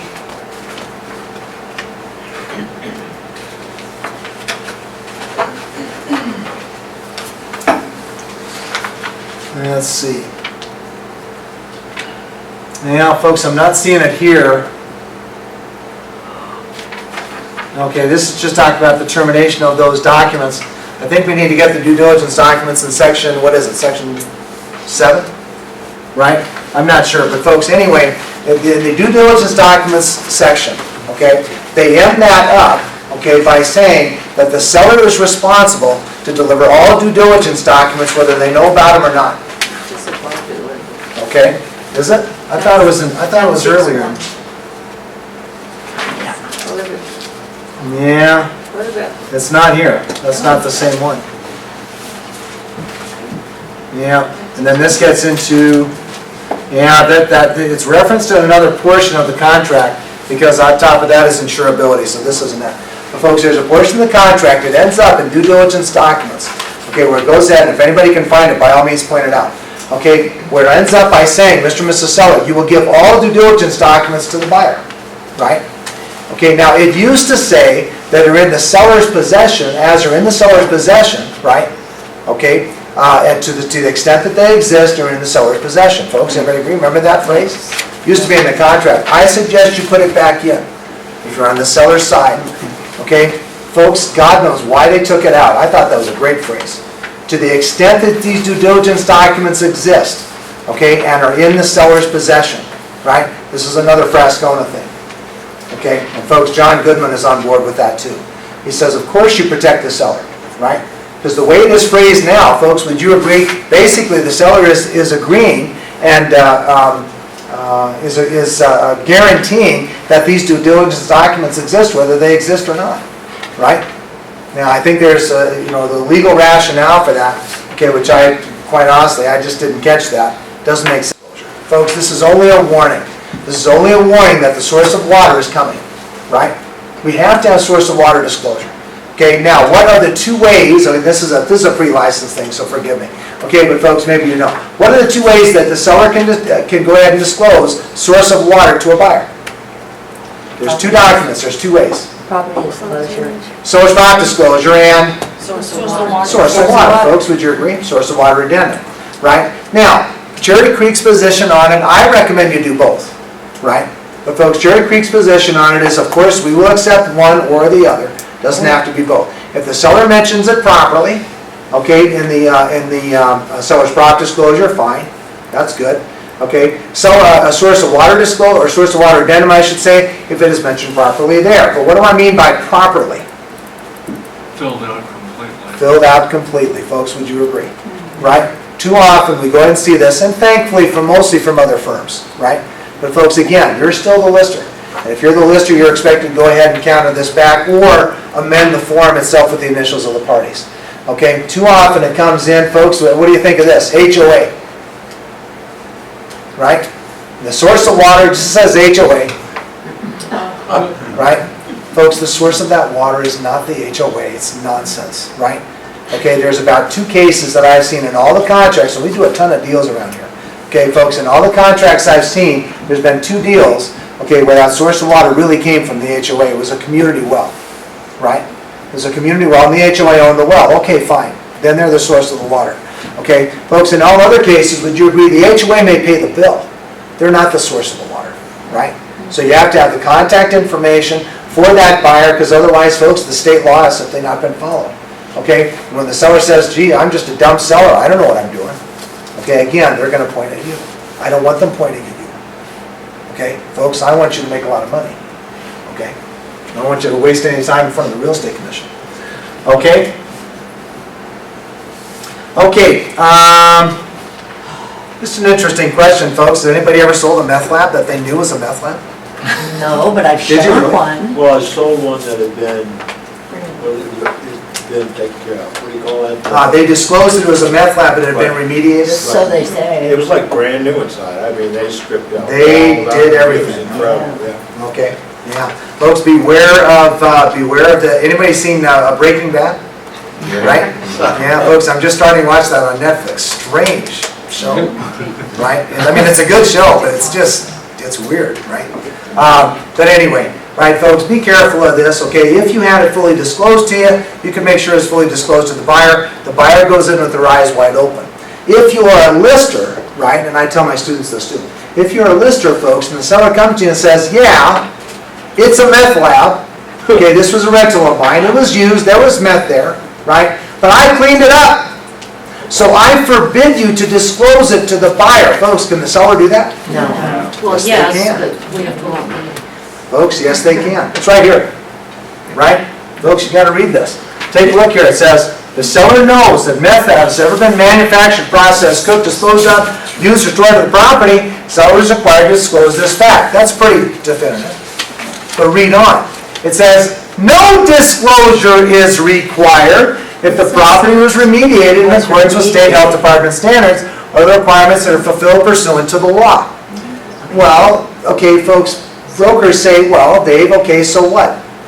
What's your problem, right? It says right there that they had to clean it up according to state health department standards. Yeah, but folks, who's the one that's determining that? Who's the one that was supposed to clean it up according to state health department standards? The seller. Does the seller have an interest in selling the property? Yes. I got a problem, right? Folks, if the seller's making that decision, would you agree, folks? Seller could say, oh, hey, I cleaned it up, it's okay, right? Yeah, they dumped it in the back room back there, the remnants of the meth, okay, but it's okay, I cleaned it up. Hot water, Clorox with bleach. I cleaned it up, it's okay, just sell it. Oh, and by the way, don't tell anybody, right? Folks, if you ever get a meth lab listing, right, or one that was used as a meth lab, okay, and Dale just said it's possible, right? Either on the buyer side or seller side, I'm talking to you as the listing broker. Okay, but folks, either way, would you agree, I'm gonna get the permission of the seller to disclose it as they did here, right? Or I'm not taking the listing, right? Okay, my license is worth more to me than that. Is there any kind of certificate issued after it has been? That's one of the things that I would ask, Mr., and I want to be fair, folks, okay? You know, part of what I'm giving you is, I'm playing it up for class, and I know that. Okay, but folks, it's not to say that this can't happen, it certainly can. Okay, but would you agree, folks, health department standards would mean there would be some sort of documentation. I don't mean to soft pedal that, right? Okay, folks, if they can demonstrate to you, right, that it was cleaned up according to state health department standards, they can require you not to disclose it. I don't like that, right? Folks, the buyer moves in, they start showing symptoms, right? They go to the doctor says, oh, how long have you been doing meth? Right? The buyer says, what? Folks, they're going to trace that right back to you, right? Even though the seller said they thought it was cleaned up, okay? So, I'm just saying, okay, I will get the permission of the seller to disclose it, or I won't take the listing, right? Protect yourself, okay? All right, okay. We're going to have a new disclosure form, like a lead-based paint, that'll come up for the... The question is, are we going to, do I think we're going to have a new disclosure form? I don't think so. I've not heard of anything murmured of that, okay? Okay, here folks, here's one. Okay, too often I see NA, right? NA. Here it is, folks, transfer of title. I see NA. Okay, I see.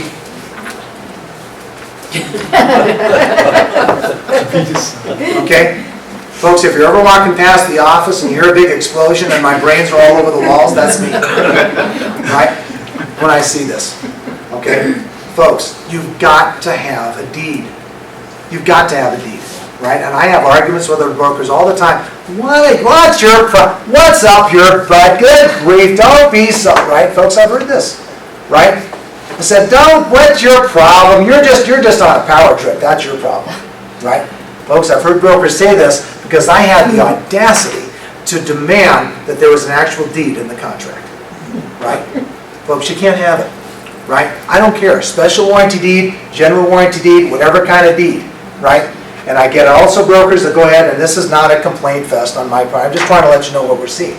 Okay, Sam sees it too. Okay, brokers say, oh, you're just too picky. I put in there warranty deed, didn't I? Right? Folks, my response to that, and if you bring this up, you're going to hear it. My response to that is going to be, if you put in warranty deed, right, I wouldn't have to complain if you would have done it right in the first place. Don't force me to be nitpicky, because I will, right? Why? Because the commission is. Okay?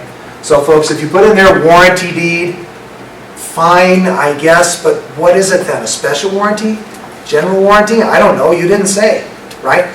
Okay? Folks, make sure that you're specific as to the type of deed. That's a to-be-determined warranty. Yeah, really, to be determined We warranty. don't know that it's a special warranty. I don't know. Okay, folks, one thing here, very quickly, make sure these boxes are checked because all of them have the possibility of none. Okay, now this is where NA is very prescient and proper. There's nothing wrong with it. Okay, if I see NA in any of these places, okay, here, for instance, here it says NA. Or maybe that's only for numbers, I'm sorry. Okay, so folks, whatever. If any of these spaces say NA on them, that means that section is not part of the contract. It's been removed, it's not applicable. That's fine. right? But folks, if any of these boxes have none on them, punch none, right? Okay, otherwise you'll get a little note from me saying, making sure that these are all punched none, because otherwise you're just kind of leaving it open and incomplete. Folks, practically speaking, is it a big issue? Probably not, right? Legally speaking, it could be if the commission looks at that and says, well, in addition to all of these other little errors that you got, Mr. and Mrs. Broker, you left this undone too. I don't know, I'm starting to wonder about you, right? What do they teach you over at Cherry Creek?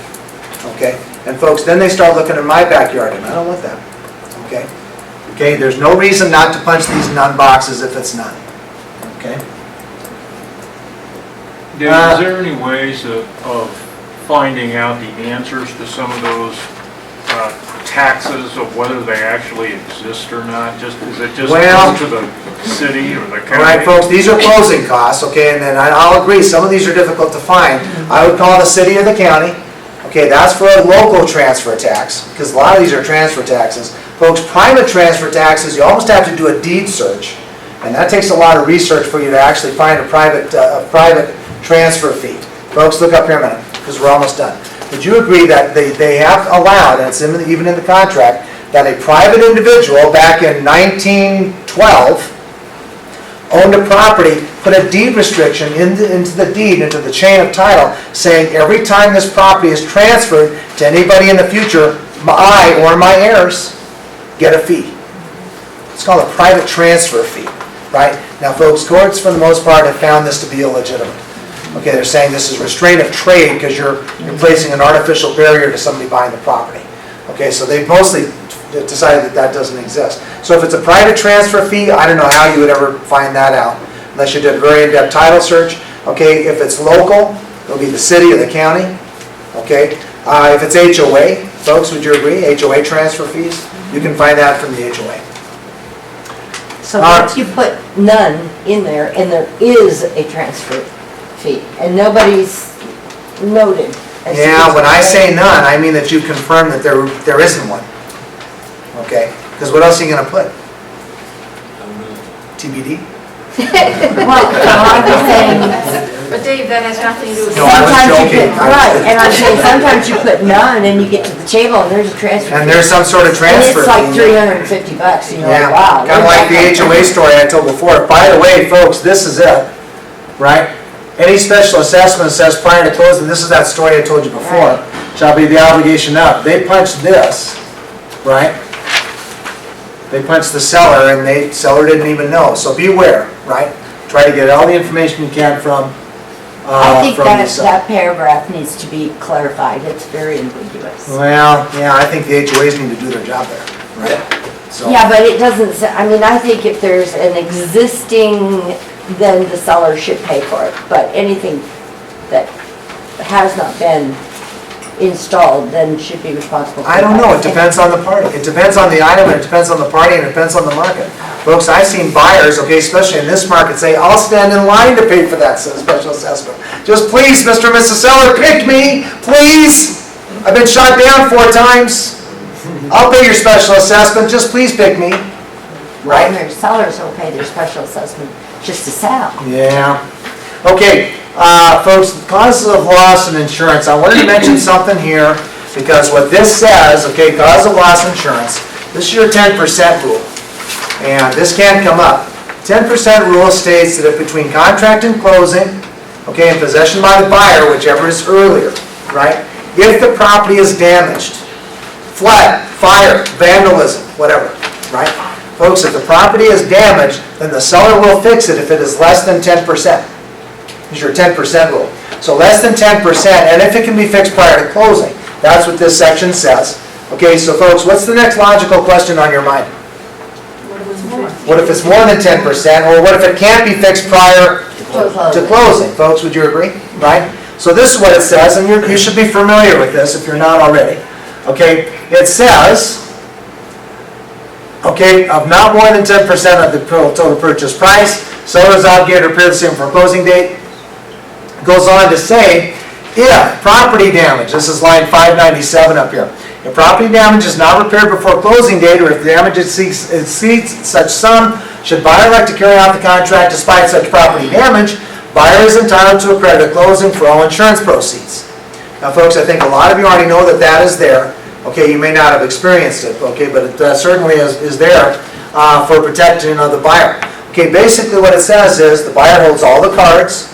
Would you agree? They can terminate if they wish, get their earnest money back, or they can go on, right? And then they will get the insurance proceeds. Oh, wait, there was also that $15,000 deductible that the seller had in their insurance. Who's going to pay for that? The seller will pay for that. Buyer says, Mr. and Mrs. Seller, this wasn't my deductible, right? This is yours.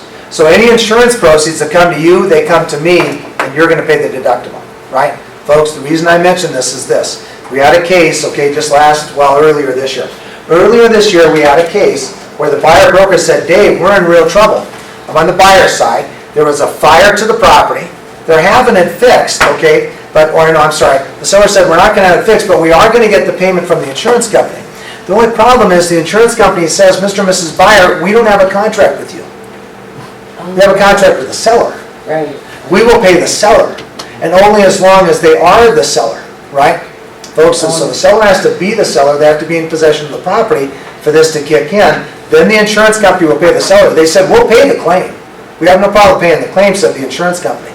Okay, well, we're going to go ahead and pay it to the seller, folks. The buyer could not wait, right?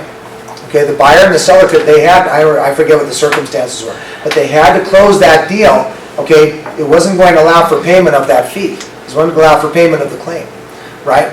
Now, in that particular case, folks, we were dealing with a lender. I was amazed.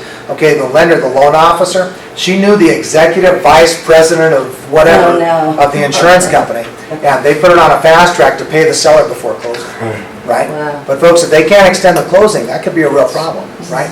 Okay, just remember, if there's damage to a property, they don't pay the buyer directly.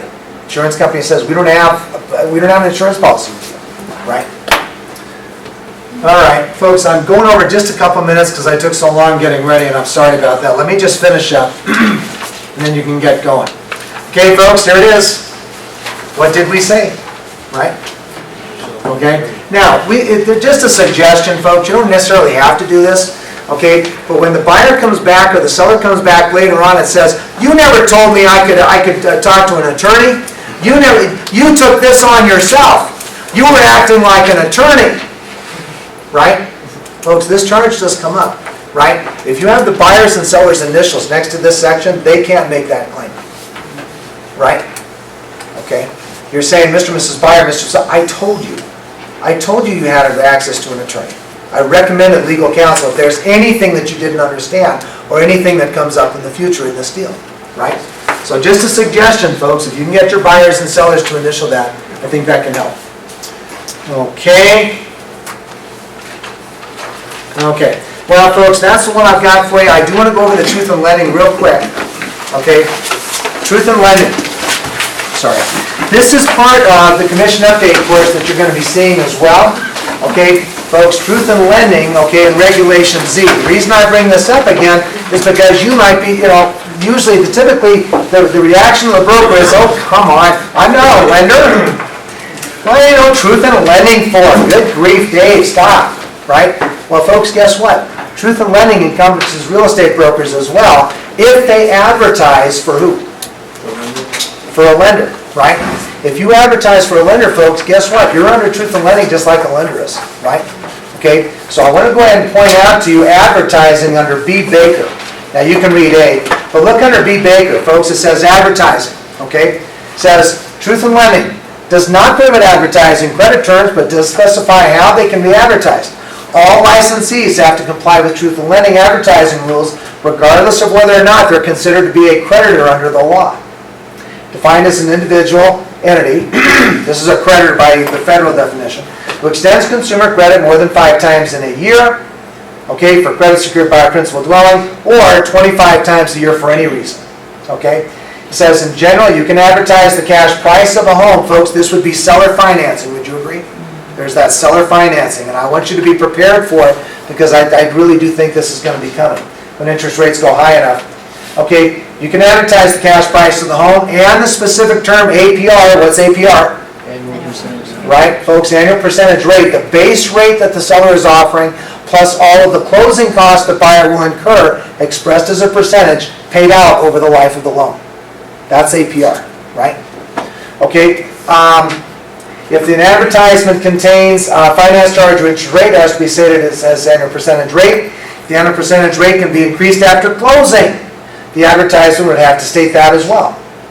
Okay, simple annual rate or periodic rate can be stated in conjunction with, but not more conspicuously than the APR. Right, folks, look up here a minute. In the future, if this makes a comeback, and I kind of say if and when, I think it will. Okay, be on the lookout for brokers who are advertising 2%, right? Great big 2%, and over here in the micro print, 9% APR. Right? Folks know you don't get to do that, right? Okay, says not more conspicuously than.